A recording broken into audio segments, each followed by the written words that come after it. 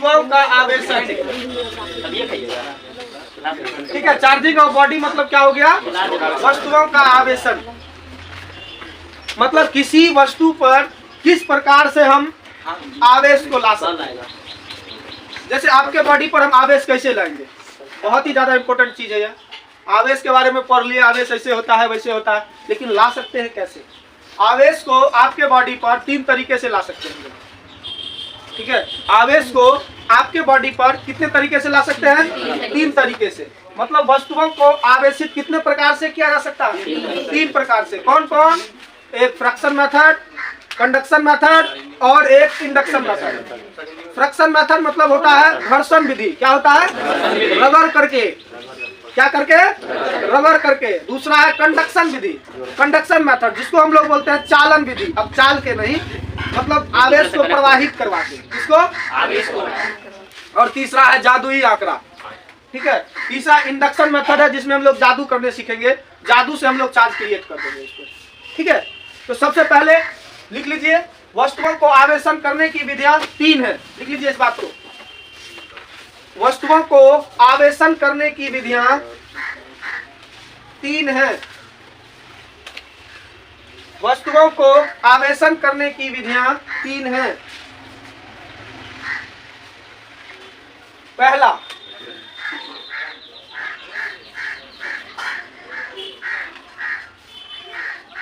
लिखिए, लिख लेते हैं। पहला लिखिए, घर्षण विधि।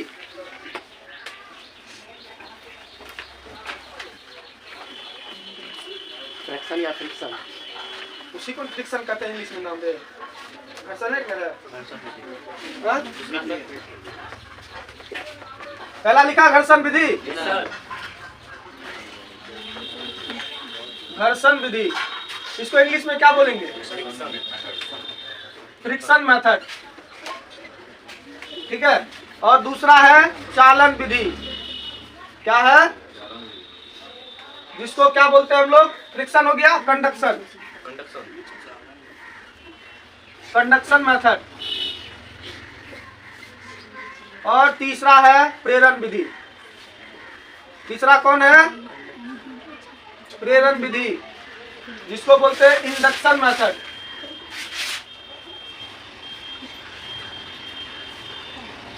Conduction method, CONDUCTION, conduction method. और तीसरा है इंडक्शन मेथड, जिसको प्रेरण विधि कहते हैं हम लोग। और इन्हीं में जादू होने वाला है दशरका में। या शादी सब करवाएंगे इसका। ठीक है, चिंता नहीं करना, घर देखिया सब देखिया सब उतारने वाले हैं। सर जी, सर जी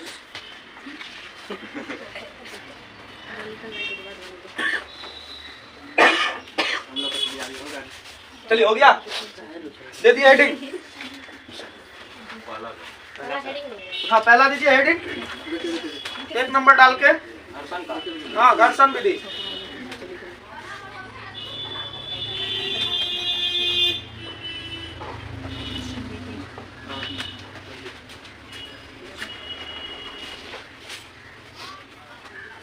दे दिया हेडिंग। चलिए, बहुत अच्छा। अब सबसे पहले हम लोग घर्षण विधि को जान लेते हैं, परख लेते हैं क्या है। हमको तो देने का जरूरी नहीं है, हम तो सलमान खान ने दे दिए, मिटा दिए। ठीक है, तो पहला जो है फ्रैक्शन विधि। मतलब क्या कहेंगे, किसको कहेंगे फ्रिक्शन विधि? बताइए तो आप लोग। जब किसी वस्तु को, फ्रैक्शन मतलब क्या होता है? रगड़ना। मतलब जब किसी वस्तु को किसी दूसरे वस्तु के साथ रगड़ा जाता है। क्या किया जाता है? रगड़ा जाता है। तो उस कंडीशन में क्या होता है? एक वस्तु का, प्रथम वस्तु का इलेक्ट्रॉन निकल करके दूसरे वस्तु पर चले जाता है। ठीक है, मतलब जैसे संपर्क हुआ तो आसानी से एक ही वस्तु का इलेक्ट्रॉन दूसरे वस्तु पर चला जाता है। मतलब जिस वस्तु से इलेक्ट्रॉन निकल कर जा रहा है उस वस्तु पर कौन सा आवेश आएगा? प्लस चार्ज आएगा। बताए थे चार्ज, जब हम लोग सोडियम के केस में पढ़ रहे थे उस कंडीशन में आप लोग को बताए थे, जब एक वस्तु, जब इलेक्ट्रॉन निकलता है तो उसमें इलेक्ट्रॉन निकलता है, उसमें प्रोटॉन की संख्या 1 या 2 बढ़ जाती है।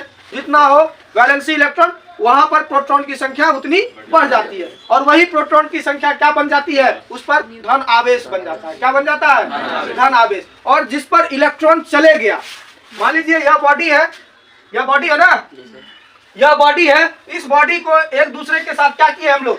रगड़े हैं। रगड़े मतलब घर्षण किए हैं, और घर्षण करने के बाद प्रथम वस्तु का इलेक्ट्रॉन निकल करके किस पर चले गया, दूसरी वस्तु पर इलेक्ट्रॉन निकल के चले गया, मतलब माइनस चार्ज चले गया।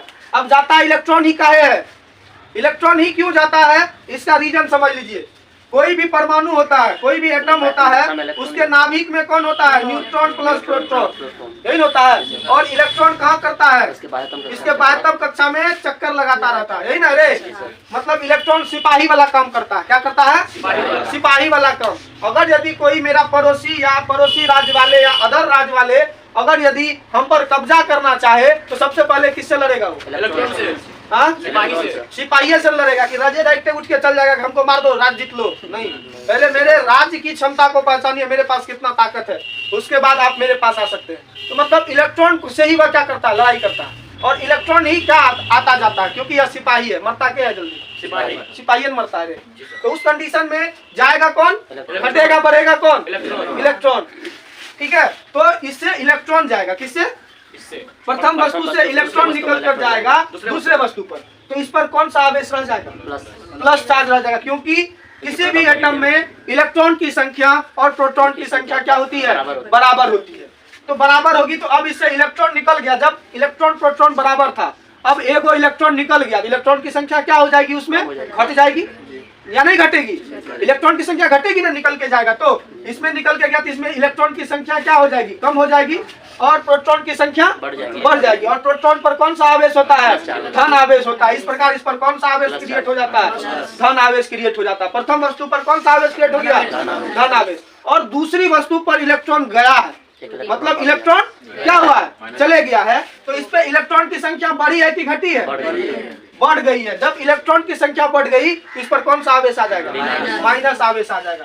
इस प्रकार किसी वस्तु को, एक वस्तु से दूसरे वस्तु को रगड़ने पर एक वस्तु का इलेक्ट्रॉन निकल करके दूसरे वस्तु पर चला जाता है, जिसके कारण प्रथम वस्तु पर कौन सा आवेश हो जाता है, धन आवेश, तथा दूसरे वस्तु पर प्रंदन आवेश, हाँ प्रंदन आवेश कहते हैं, या फिर आप लोग ऋण आवेश भी उसको कह सकते हैं। अब बताइए इस कंडीशन में द्रव्यमान किसका घटेगा, किसका बढ़ेगा, धन आवेश का द्रव्यमान बढ़ेगा कि ऋण आवेश का द्रव्यमान बढ़ेगा, किसका बढ़ेगा, ऋण आवेश का द्रव्यमान बढ़ेगा ना रे, क्योंकि इससे निकल करके इसमें गया है। इसका द्रव्यमान क्या होगा, थोड़ा बढ़ जाएगा, थोड़ा बढ़ जाएगा, और इसका द्रव्यमान थोड़ा बढ़ जाएगा। समझो ना बात को।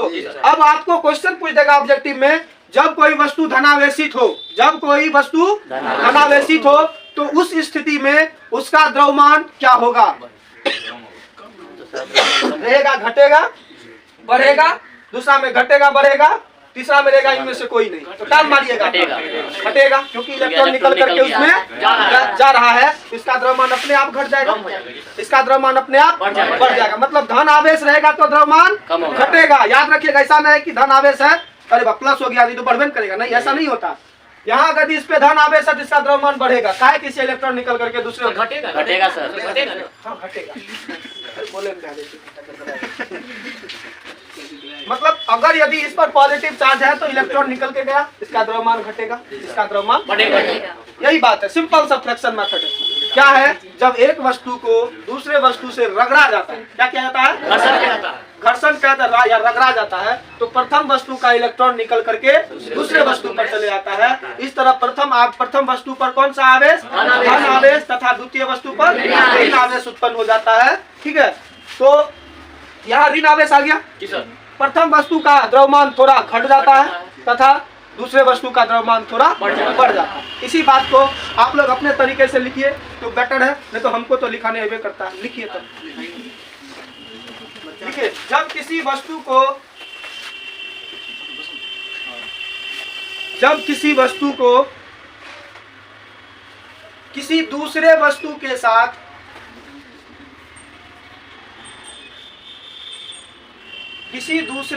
के साथ रगड़ते हैं, अपन ढेठ भाषा समझ, ढेठ भाषा रगड़ना, ठीक है। अब घर्षण कभी करते, घर्षण समझो ना,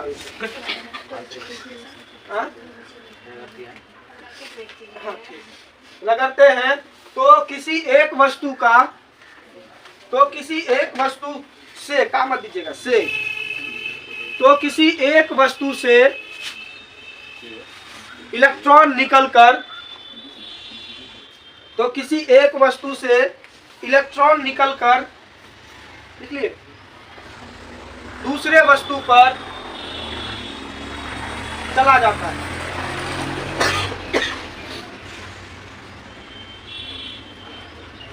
दूसरे वस्तु पर चला जाता है, जिसके कारण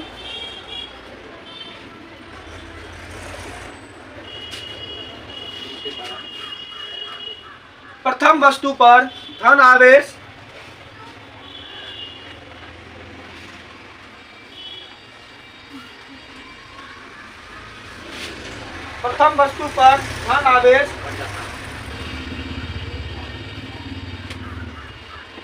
तथा दूसरे वस्तु पर ऋण आवेश उत्पन्न हो जाता है।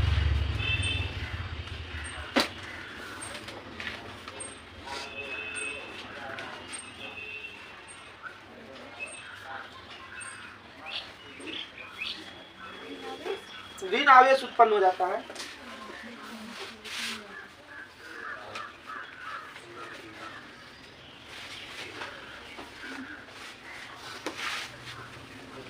लिख लिए? पैराग्राफ चेंज करके लिखिए। इसमें दोनों वस्तुओं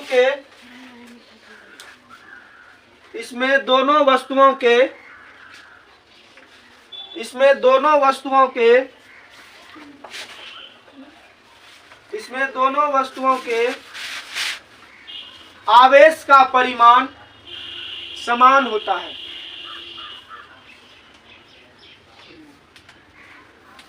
आवेश का परिमाण समान होता है, लेकिन प्रकृति भिन्न भिन्न होती है। एक पर प्लस एक पर माइनस आ जाता है ना रे। लेकिन प्रकृति भिन्न भिन्न होती है।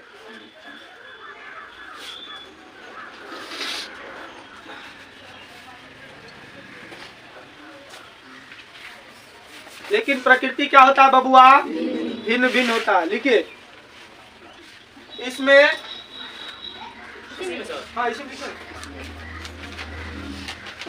ऋण आवेशित वस्तु का द्रव्यमान,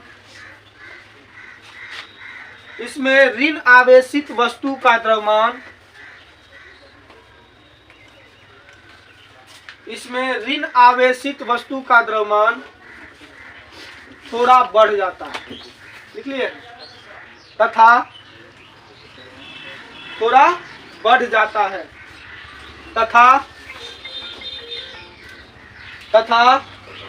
धन आवेशित वस्तु का द्रव्यमान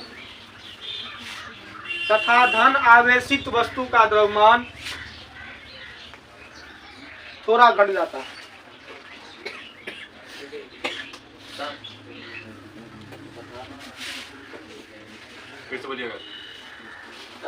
तथा धन आवेशित वस्तु का द्रव्यमान थोड़ा घट जाता है। हो गया? कोई दिक्कत इसको समझने में? याद करने की भी जरूरत नहीं है। अब भूल भी जाएंगे तो अपने तरीके से इसको एक्सप्लेन कर देना है, लिख देना है। ठीक है। अब दूसरा है क्या चीज रे बबुआ? दूसरा कौन सा मेथड है? चालन विधि। चलो अब हम लोग चालन विधि करते हैं। ठीक है।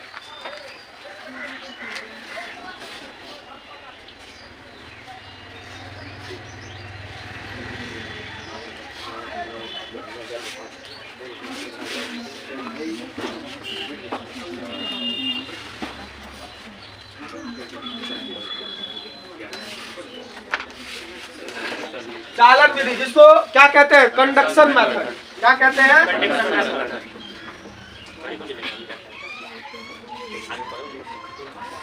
इसमें बेचारा क्या करेगा? एक दूसरे के साथ तार जोड़ेगा।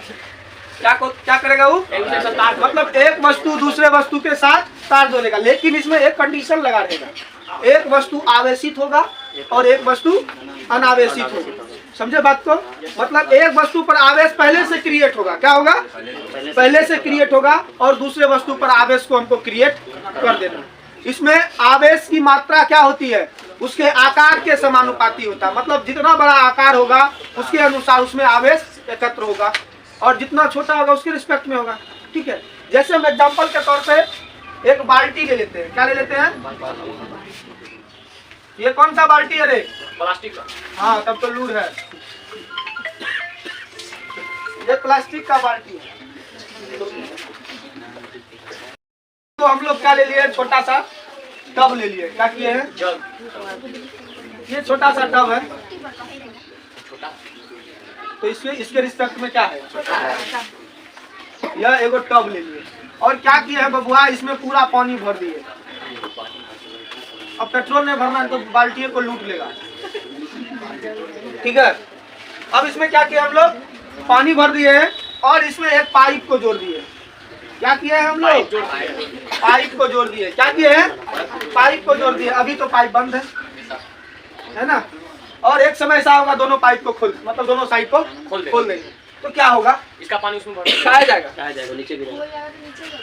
पानी नीचे गिरेगा कैसे, पाइप जब खोल देंगे दोनों पानी नीचे नहीं गिरेगा। छेड़ेगा तो गिरेगा ही नहीं। अरे इसका मुंह खोल देंगे, इसका मुंह खोल देंगे, पाइप के माध्यम से पानी इसमें आएगा। पानी आएगा ना, तो पानी इसमें कब तक आएगा बता सकते हैं, जब तक नहीं हो जाएगा, जब तक पाइप के पास पानी रहेगा उसके बराबर आने के बाद नहीं आएगा। मतलब इसके आकृति के अनुरूप तो आ जाएगा, लेकिन जब तक कि इसका पानी का लेयर सेम नहीं होगा, यही बात है ना रे। जिस समय इन दोनों के पानी का लेयर सेम आ जाएगा उस समय तक क्या हो जाएगा, पानी रुक जाएगा, बाहर रुक जाएगा उस समय तक। जब पानी का लेयर सेम हो जाता है दोनों टाइप का, इसका भी लेयर जितना है इसका भी लेयर उतना होना चाहिए, तो क्या होगा, पानी का बहाव रुक जाएगा। पानी का बहाव। वही अगर यदि मान लीजिए कि और बड़ा होता, इतने छोटा रहता तो क्या होता, भरने के बाद इससे पानी बाहर निकलने लगता, निकलता ना बाहर, पानी क्या होता है इससे बाहर निकलता। कब तक निकलता रहता, जब तक कि इसके लेयर के अनुसार इसका लेयर का पानी नहीं आ जाए, ठीक है। क्योंकि एटमॉस्फेरिक दबाव के वजह से इसके ऊपर दबाव पड़ेगा और इसको क्या करेगा वो बाहर के। जब लेयर दोनों का सेम हो जाएगा तो कोई दिक्कत नहीं है। मतलब हम कहना क्या चाह रहे हैं इससे, हम तो एक पानी का एक माध्यम लेके आपको बता दिए, लेकिन हम कहना क्या चाह रहे हैं, हम लोग तो आवेश पर हैं। जब किसी एक आवेशित वस्तु को, मतलब जिस पर पहले से आवेश है, जब किसी आवेशित वस्तु को अनावेशित वस्तु के साथ चालक तार के माध्यम से, आवेश किससे जाएगा, तार के माध्यम कौन के, दौड़ के, तार से जाएगा। तो चालक तार से जब दो जोड़ देते हैं तो आवेशित वस्तु की तरफ से अनावेशित वस्तु की ओर आवेश का क्या होता है, प्रवाह होता है। और यह प्रवाह तब तक होते रहता है जब तक कि दोनों का आकृति के अनुरूप आवेश जमा एकत्र ना हो जाए। मतलब जैसा आवेश होगा उसके अनुसार, आकृति के अनुसार उसका शेप होगा, ठीक है, उसमें आवेश जमा होगा। और यह यहाँ पर आवेश जो होता है, यह अलग अलग आवेश की प्रकृति भिन्न भिन्न नहीं होती है। इसमें भिन्न भिन्न क्या होगा, आवेश का परिमाण। मतलब इसमें पानी की मात्रा अधिक होगी या कम होगी, क्योंकि इसका पेट चौड़ा है और इसका पेट कम है, तो इसमें लेयर तो समान हो गया, लेकिन इसमें पानी की मात्रा कम अधिक रहेगी कि अधिक रहेगी। तो मतलब आवेश की मात्रा दोनों में क्या होगी, अलग अलग होगी, लेकिन प्रकृति सेम हो जाएगी, ठीक है, प्रकृति सेम हो जाएगा। जिस तरह से इसमें क्या होता है कि एक वस्तु से, मतलब आवेशित वस्तु से कहाँ निकल के जाता है, अनावेशित, ठीक है। चलिए इसी बात को लिख देना है, लिखिए। जब किसी आवेशित वस्तु को चालक तार की सहायता से चालक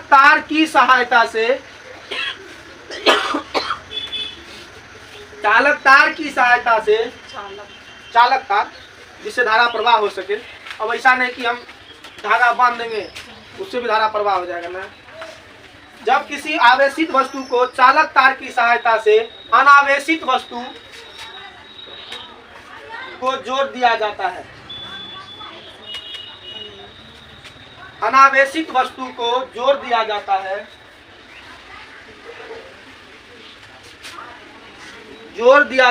तब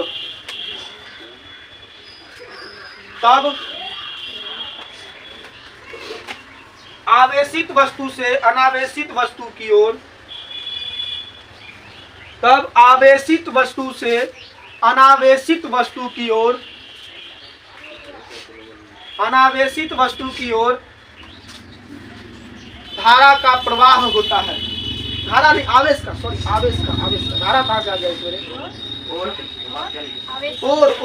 नहीं, और आवेश का प्रवाह होता है।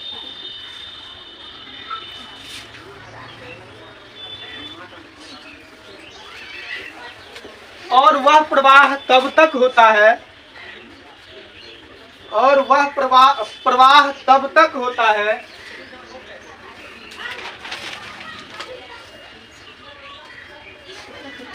जब तक कि दोनों वस्तुओं का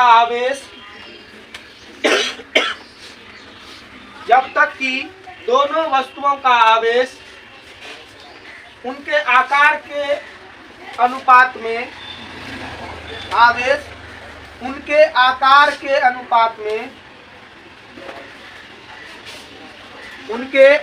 के अनुपात में लिखे एकत्र ना हो जाए।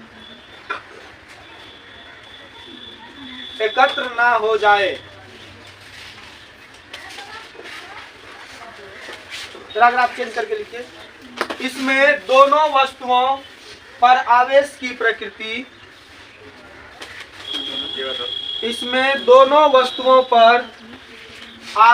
प्रकृति समान होती है। इसमें दोनों वस्तुओं में आवेश की, अच्छा पढ़ो लिखिए, आवेश की प्रकृति समान होती है। आवेश की प्रकृति समान होती है, द नेचर ऑफ चार्ज। लेकिन आवेश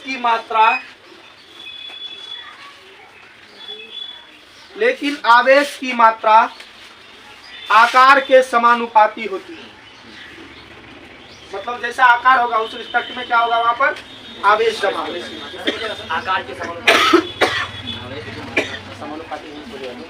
समानुपाती होती है।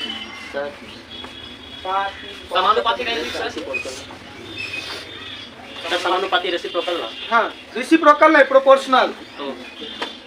भाई रेसिप्रोकल मतलब होता है व्युत्क्रम होता है।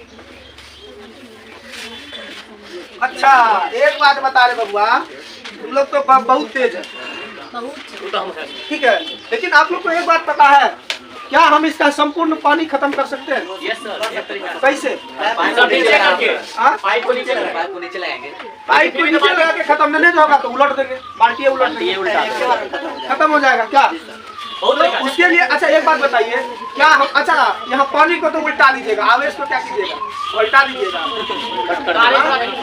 आप लोग के पास ऐसा कोई दिमाग है, कोई अभी तक काम कर रहा है कि आवेश का संपूर्ण स्थानांतरण कर दे, मतलब इसका पूर्ण आवेश कहाँ ले जा उठा के दूसरी वस्तु पर, कैसे होगा? तार जोड़ के सर। तार तो जोड़े, इसमें भी जोड़े थे तार, कहाँ गया सब? ऐसा नहीं होता। लिखिए, नोट लिखिए, नोट ध्यान रखने योग्य बात है। नोट मतलब इस पर ज्यादा फोकस करना है, ठीक है। लिखिए, चालन विधि द्वारा, हाँ चालन विधि है नहीं, चालन विधि द्वारा किसी वस्तु के संपूर्ण आवेश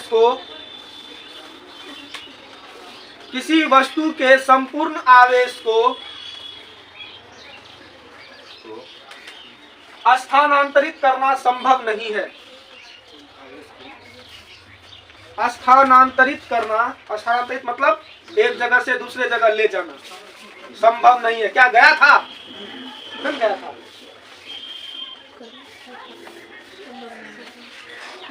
लेकिन यदि उस आवेशित वस्तु को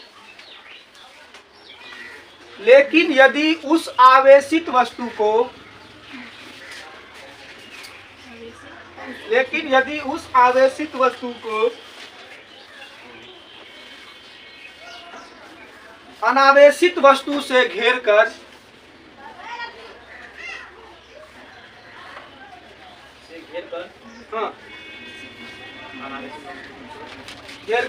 उन्हें चालक तार की सहायता से जोड़ दिया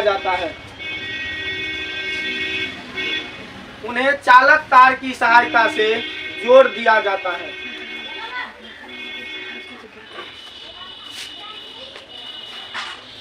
चालक तार कनेक्टिंग वायर ना, कंडक्टिंग वायर लिखे, क्या लिखे? चालक तार की सहायता से जोड़ दिया जाता है। तब आवेशित वस्तु का संपूर्ण आवेश,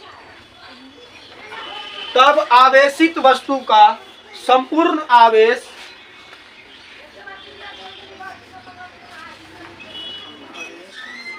अनावेशित वस्तु पर स्थानांतरित हो जाता है। अनावेशित वस्तु पर स्थानांतरित हो जाता है।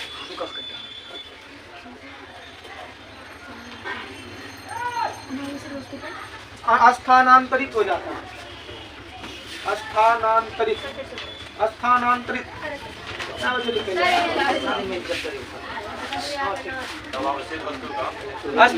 तब आवेशित वस्तु का संपूर्ण आवेश स्थानांतरित हो जाता है।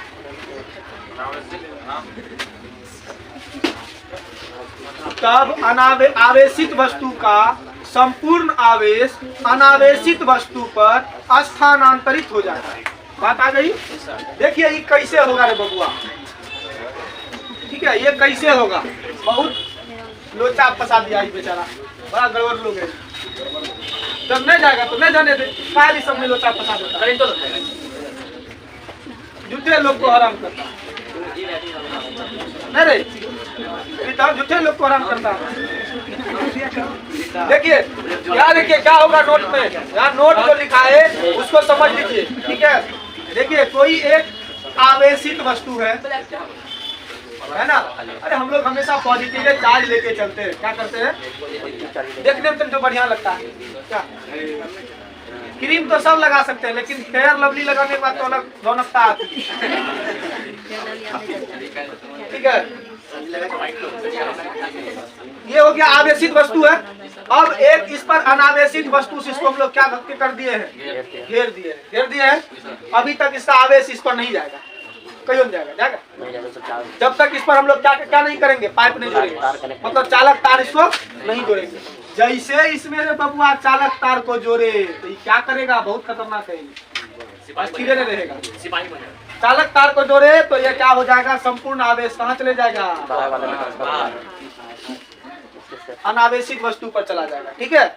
इस तरह से आवेशित वस्तु का संपूर्ण आवेश कहाँ ले जा सकते हैं? अनावेशित वस्तु पर ले जा सकते हैं। किस माध्यम से? चालक तार के माध्यम से तो करेंगे, लेकिन घेर कर, मतलब आवेशित वस्तु को किसके साथ घेर देंगे? अनावेशित वस्तु के साथ घेर करके चालक तार को जोड़ देंगे। फिर यहाँ क्या करेंगे? कटा, इसको काट देंगे। परिपथ खत्म, आवेश नहीं जाएगा, कहानी खत्म, मेला है जो कहानी खत्म हो गया। इसको उसमें लिख लीजिए जल्दी। इस पर क्यू कितना हो जाएगा? 0। हाँ सर, जब कट कर देंगे तो पॉजिटिव चार्ज से आ जाएगा।